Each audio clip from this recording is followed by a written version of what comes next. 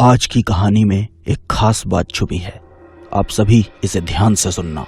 यह जीवन कर्म से चलता है और हम इंसानों को अपने सभी कर्मों का फल इसी जन्म में मिलता है। अच्छा किया तो अच्छा फल मिलेगा। अगर मानवता को शर्मसार कर देने वाला बुरा कर्म किया तो उसका फल वही होगा जो रघु और कालिया को मिलने जा रहा है। तुझे बोला था ना मैंने कालिया, 10 रुपए का चकना और ले ले, पर नहीं, तू सुनता कहाँ है मेरी। अरे हो गई ना गलती यार, 2 घूंट बचे हैं, खत्म कर जल्दी से, घर भी जाना है। अरे पर जाएंगे कैसे? कोई बस आएगी तो जाएंगे ना।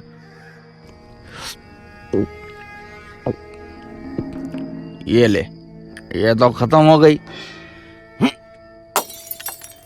क्या सुर में आवाज आई है।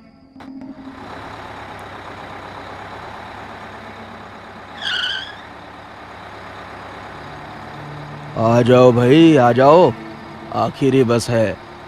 ओ मामा आगे बढ़ा, हमें सांता क्रूज नहीं धारावी जाना है, चल फुट। अरे क्या चल फुट बोलते हो बाबा, तुम्हारी किस्मत बहुत अच्छी है। मैंने आज ही धारावी में खोली ली है रहमान भाई के यहाँ, और ये मेरी राम प्यारी बस भी आज रात मेरे साथ धारावी में ही रहेगी। आ जाओ। अरे इतना क्या सोचते हो, अच्छा वक्त है तुम दोनों का, आओ बैठो। लगता है आज भगवान ने हमारी किस्मत बड़ी जोरदार लिखी है, फुल इज्जत निकल रही है दिल से। चल कालिया आजा। ठीक है चल। जब कंडक्टर राजी तो क्या करेगा रघु और कालिया पाजी।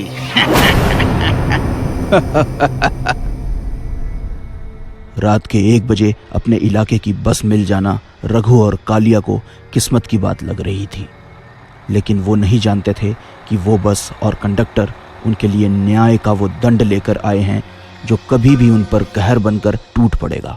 दंड भी विचित्र और दंड देने वाले भी सोच से परे। अबे ऐसा क्या देख रहा है, टिकट फाड़ना चाहता है हमारी? अगर खुद को फटे हाल देखना चाहता है तो कोशिश करके देख ले।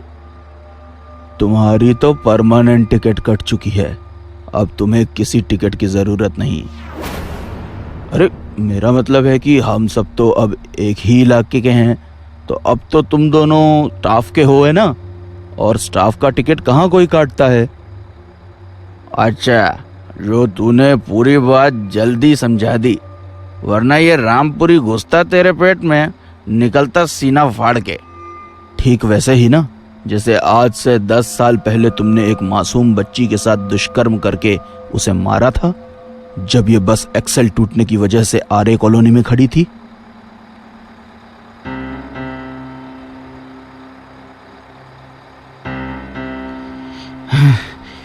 जिस्म की भूख तो मिट गई यार, अब इस जूठे बर्तन का क्या करें यार। जिंदा छोड़ दिया तो ये पुलिस को सब बक देगी, मार देते हैं, यही सही रहेगा, मार डाल।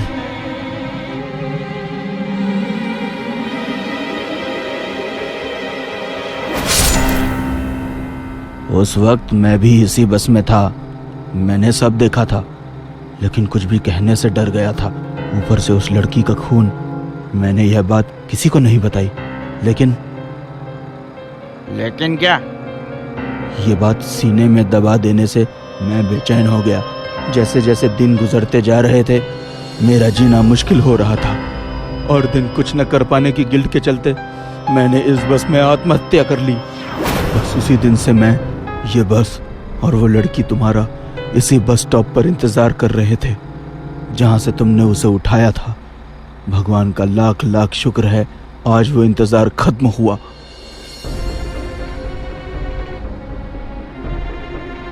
अबे ओ राम गोपाल वर्मा, ये क्या तू यहाँ हॉरर फिल्म बना रहा है?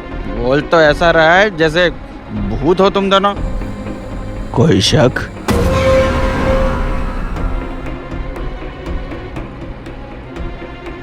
देखो देखो भूत काका, हमें छोड़ दो, हमको मत मारो, हमसे गलती हो गई। आगे से ऐसा नहीं होगा। नहीं होगा। भविष्य में तुम क्या गलती करोगे, ये सजा उसकी नहीं है। ये सजा उस कर्म का फल है जो तुम कर चुके हो।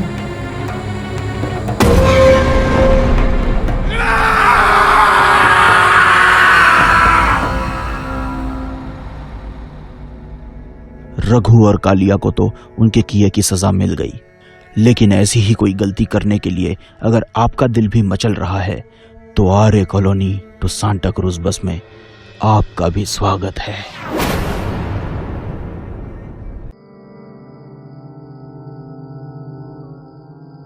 काली अंधेरी रात में जंगल की किसी सुनसान सड़क पर अगर आपको कोई अनजान मिल जाए तो उसे कभी लिफ्ट नहीं देनी चाहिए। रवि कार में है। कार जंगल के रास्ते से गुजर रही है। आधी रात का समय है। तभी एक लड़की उसे रोकने का इशारा करती है। राहुल लड़की को देखकर गाड़ी रोकता है। गाड़ी लड़की के पास आकर रुक जाती है और रवि उससे पूछता है, एक्सक्यूज मी, आप इस वक्त इस सुनसान जंगल में? जी मेरा नाम उषा है। मेरे घर वाले जबरदस्ती मेरी शादी किसी ऐसे इंसान से कराना चाहते हैं जिसे मैं जानती तक नहीं, जबकि मैं किसी और से प्यार करती हूँ और उसी से शादी करना चाहती हूँ। इसलिए मैं घर से भाग आई। प्लीज आप मेरी मदद कर दीजिए, प्लीज। जिसके साथ भाग रही हो वो कहाँ है? मतलब तुम्हारा बॉयफ्रेंड? मैंने फोन किया था, लेकिन वो पहले से ही किसी मुसीबत में फंसा हुआ है। उसने कहा कि जैसे तैसे मैं रात काट लूँ यहाँ, वो सुबह तक मुझे रिसीव कर लेगा। अगर आप मुझे शहर तक लिफ्ट दे दे तो मैं कहीं होटल में रुक जाऊंगी, प्लीज। ठीक है, कोई बात नहीं, बैठ जाओ। रवि उषा को अपने साथ लेकर जाने को तैयार हो गया, लेकिन उसे क्या पता था कि वो एक बेसहारा लड़की को नहीं बल्कि अपनी मौत को लिफ्ट दे रहा है। लड़की अपना बैग उठाती है तो उसकी आंखों में बदलाव दिखते हैं। उसकी नॉर्मल आंखें लाल हो जाती हैं, लेकिन फिर जब वो रवि की तरफ पलटती है तो वो फिर नॉर्मल होती है। वो हल्के से स्माइल करते हुए बोलती है, थैंक यू वेरी मच। आप नहीं होते तो। इट्स ओके, लेकिन अगर तुम्हें बुरा ना लगे तो तुम हमारे घर रह सकती हो। अपने बॉयफ्रेंड को वहीं बुला लो। मगर आपकी फैमिली? अरे उसकी चिंता मत करो, मेरी वाइफ बहुत सुलझी हुई लेडी है, कोई टेंशन नहीं होगी। आप बहुत अच्छे हैं। हाय रवि। रवि ये उषा है जया। इसके पेरेंट्स इसकी जबरदस्ती कहीं और शादी करना चाहते थे। एक घर से भागते हुए मुझे जंगल के रास्ते में मिली तो मैंने इसे एक रात के लिए यहाँ घर पे ले आया। सुबह इसका बॉयफ्रेंड इसे लेने आ जाएगा। और उषा, ये मेरी वाइफ है। हेलो। अच्छा किया आपने जो इन्हें साथ ले आए। आइए ना, अंदर आइए और जल्दी से हाथ मुंह धो लीजिए, मैं खाना गर्म करती हूँ। अनु और अनमोल भी खाना खाने के लिए इंतजार कर रहे हैं। जाइए। रवि ने पहली गलती तब की थी जब उसने एक अनजान लड़की को लिफ्ट दी, और उसकी दूसरी गलती तब हुई जब उस लड़की को वो अपने घर तक ले आया। ऐसा करके रवि ने अपने साथ साथ अपने परिवार को भी मुश्किल में डाल दिया था। हाय बच्चों। हाय। चलो खाना शुरू करो, जल्दी से खा लो बच्चों, वरना मैं खा जाऊंगी। हाँ मम्मी, वो आंटी अच्छी नहीं है। क्यों? क्या हुआ? मम्मी, वो चुड़ैल है। अनु, अनमोल, ऐसा नहीं कहते। वो हमारी मेहमान है ना। नहीं मम्मी, दीदी सही कह रही है, उनकी आंखें। बच्चों बहुत हो गया, सो जाओ। ओफो, इस लाइट को भी अभी जाना था। बाहर तो सबके घरों में लाइट है, सिर्फ हमारे यहाँ ही लाइट नहीं है। लगता है फ्यूज ढीला हो गया है, मैं जरा देख कर आता हूँ। रवि जाने के लिए उठने लगता है कि तभी मौत का खेल शुरू हो जाता है। बिना लाइट के ही सीलिंग फैन स्पीड से चलने के कारण सभी घबरा जाते हैं। रवि, जरा देखो, ये पंखा बिना बिजली के कैसे चल रहा है? मेरी तो कुछ समझ में ही नहीं आ रहा है, क्या हो रहा है ये?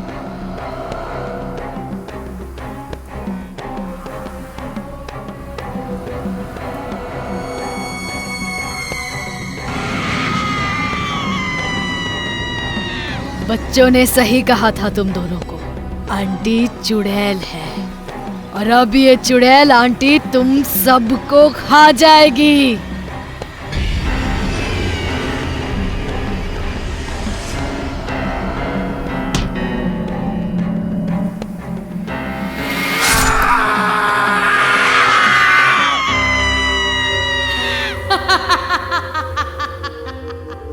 लोगों की मदद करना बहुत अच्छी बात है, लेकिन किसी भी अनजान को मेहमान बनाकर घर में कभी नहीं लाना चाहिए, क्योंकि कोई भी कभी भी खूनी मेहमान बनकर आपके परिवार को खत्म कर सकता है।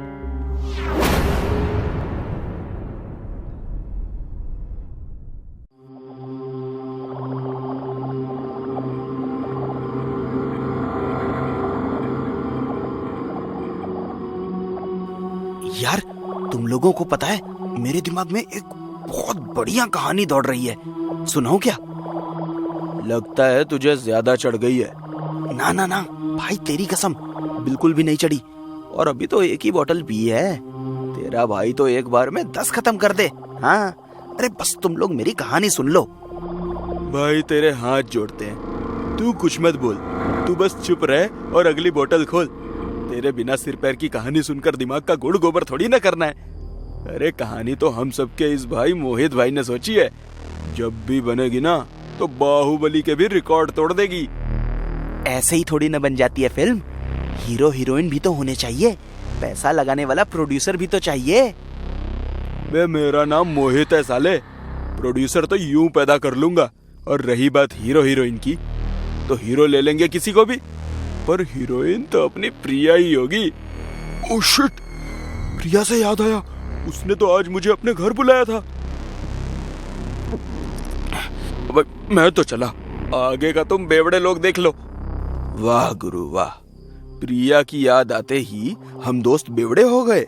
भाई, खूबसूरत लड़कियां होती ही ऐसी हैं, उनके चक्कर में अच्छे से अच्छा दोस्त दुश्मन बन जाता है, मतलब अपने सभी पराये लगने लगते हैं। अबे ओ इमोशनल अत्याचार की दुकान, पान के जैसा चबा के थूक दूंगा, संभल कर बोला कर। अपनी इस हंसी के पीछे गुस्सा छुपा रहा है तू। बकवास कम कर बे बदसूरत आदमी, तुम लोग भी तो जाते हो, कभी इधर कभी उधर, हैं? मैं कभी रोका है क्या? नहीं ना।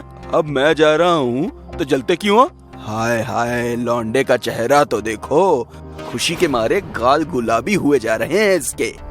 यार मैं तो प्रिया को भोजपुरी फिल्म की नंबर 1 हीरोइन बनाना चाहता हूँ, जो इंच भर भी अपनी कमरिया लचकाए तो पूरे जिले का क्षेत्रफल हिल जाना चाहिए। आइटम बॉम्ब बनाना चाहता हूँ मैं उसे यार, दिल से। बॉम्ब तो वो पहले से है, तू आइटम बना लेगा तो आइटम बॉम्ब बन ही जाएगी। वैसे भाई एक बात बता, कसम खा के, हम सबकी कसम है तुझे, तू आजकल प्रिया में बड़ा इंटरेस्ट ले रहा है, चक्कर क्या है गुरु? देखो यार, तुम लोग हंसना नहीं, बात दरअसल ये है कि मैं प्रिया से खतरनाक वाला प्यार करने लगा हूँ, दारू की कसम। उसमें तुम लोगों की भाभी बनने के 36 के 36 गुण हैं। अबे वो सब तो ठीक है, पर तू अपने अंदर के राक्षस का क्या करेगा? शादी के कुछ दिन बाद ही वो जाग गया तो? अरे तब की तब देखेंगे, फिलहाल तो मुझे अभी प्रिया के पास जाना है। अबे साले, चले जा, पर जाने से पहले प्रिया का एड्रेस हमें भी तो देता जा, किसी दिन उससे मिलकर तेरी कुछ तारीफ ही कर देंगे कि कितना शरीफ है तू, हैं? यार बहुत कमीने हो तुम लोग। Anyways, Lal Chowk bungalow number 4। चलो अब tata, bye bye, good night.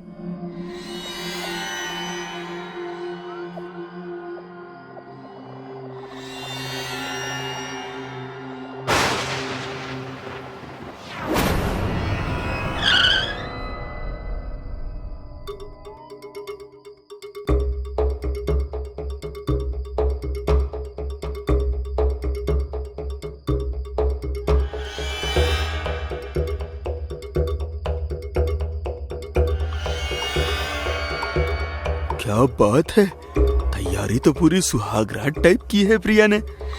प्रिया, प्रिया, कहाँ हो तुम प्रिया? हम यहाँ हैं मोहित, और बहुत ही बेसब्री से आपका ही इंतजार कर रहे हैं।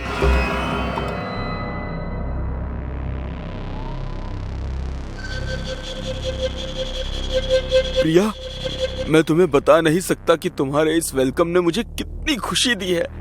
मैं उम्र भर ये वेलकम नहीं भूल पाऊंगा। भूलने लायक बचोगे तो भूलोगे। इंदु, इंदु। हाँ, मैं इंदु। तुझे क्या लगा तू फोन पर इतने दिनों से प्रिया से बात कर रहा है? फोन पर प्रिया नहीं, मैं थी। और ये मेरा घर है, जहाँ रहते हुए मैंने मॉडल बनने के कई सपने देखे थे, जिन्हें तूने तोड़ दिया।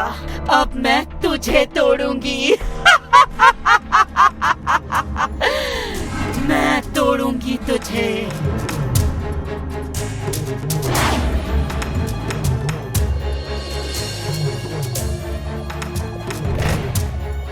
इंदु, मुझे छोड़ दो, माफ कर दो मुझे माफ कर दो।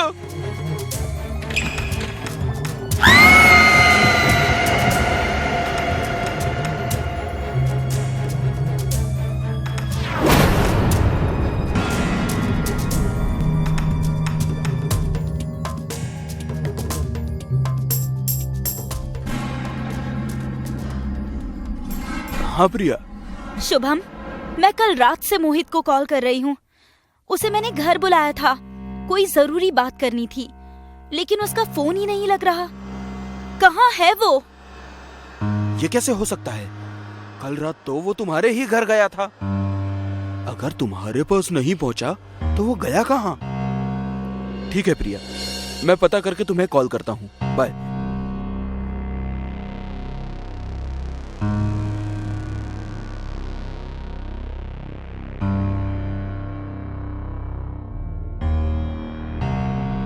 अबे तू, अच्छा हुआ जो तू यहाँ आ गया। मैं तुझे ही कॉल कर रहा था। अभी प्रिया का फोन आया था यार। वो कह रही थी कि रात को मोहित उसके घर नहीं पहुंचा और अब उसका फोन भी नॉट रीचेबल है। मैं मोहित के बारे में ही बताने आया हूँ तेरे पास। मोहित की लाश शहर से बाहर जंगल में मिली है। पागल हो गया है क्या? मैं ही मिला तुझे सुबह सुबह पपलू बनाने के लिए, हैं? सच कह रहा हूँ यार, मोहित मर चुका है। उसकी हत्या हुई है। हत्या? मेरी तो कुछ समझ में नहीं आ रहा है कि उसका ऐसा कौन सा दुश्मन निकल आया जिसने उसे इतनी बुरी तरह से मार दिया। हम प्रिया के पास चलते हैं, वो चाहे कुछ भी बोले, लेकिन मुझे लगता है हमारे सवालों के जवाब उसके घर में ही छुपे हैं।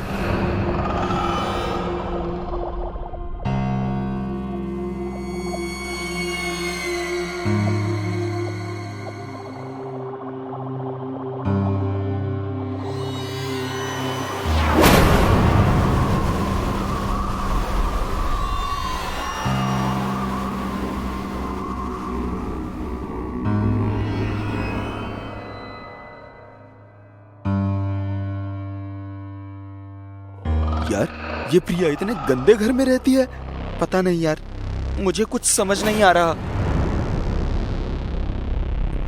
शुभम, ये उसकी फोटो यहाँ कैसे? किसकी फोटो? उसकी। ये तो इंदु की फोटो है, लेकिन इंदु की फोटो प्रिया के घर में कैसे? और ये प्रिया है कहाँ? मैं प्रिया को कॉल करता हूँ। हेलो प्रिया, हम तुम्हारे घर पर हैं, तुम कहाँ हो? प्रिया, ये बंगलो नंबर 4 तुम्हारा नहीं है क्या? नहीं, मेरे बंगलो का नंबर 8 है। लेकिन मोहित ने तुम्हारा यही एड्रेस बताया था। खैर छोड़ो, तुम ऐसा करो, जल्दी से बंगलो नंबर 4 में आ जाओ। अरे पर मेरा ऑडिशन है। काट दिया? आखिर ऐसा क्या है बंगलो नंबर 4 में जो मुझे वहाँ बुला रहा है? ये मोहित का नंबर भी तो नहीं लग रहा। क्या कहा उसने? भाई कोई बहुत बड़ा पंगा है यार। प्रिया तो बोल रही है उसके बंगलो का नंबर 8 है। ये उसका घर नहीं है। ये कैसे हो सकता है? Hello guys. थैंक गॉड तुम आ गई। हाँ आ गई, लेकिन तुम इतने हैरान परेशान क्यों दिख रहे हो? ऐसा लग रहा है जैसे साक्षात मौत को देख लिया है। वो सब छोड़ो, बस ये बताओ तुम इस लड़की को जानती हो?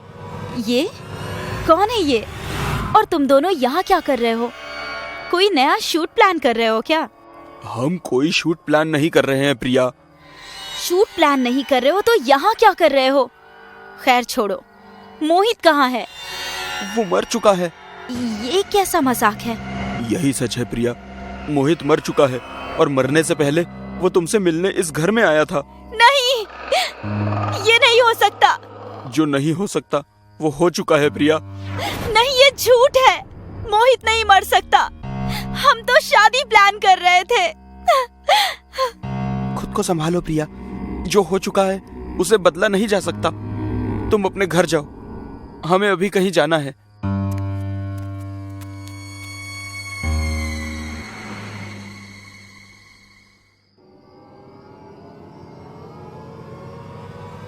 यार ये तो वही जगह है जहां हमने मुझे मारकर दफनाया था। इंदु? इंदु? हाँ मैं 6 महीने पहले अपने गांव से हीरोइन बनने का सपना लेकर यहाँ आई थी, लेकिन तुम दरिंदों ने मेरे साथ धोखा किया और मेरे सपनों के साथ मेरी इज्जत लूटकर मुझे मार डाला। अब तुम्हारी बारी है। अगर किसी लड़की की इज्जत के साथ खेलोगे तो उसकी आत्मा तुम जैसे दरिंदों को कभी नहीं छोड़ेगी, जान से मार डालेगी।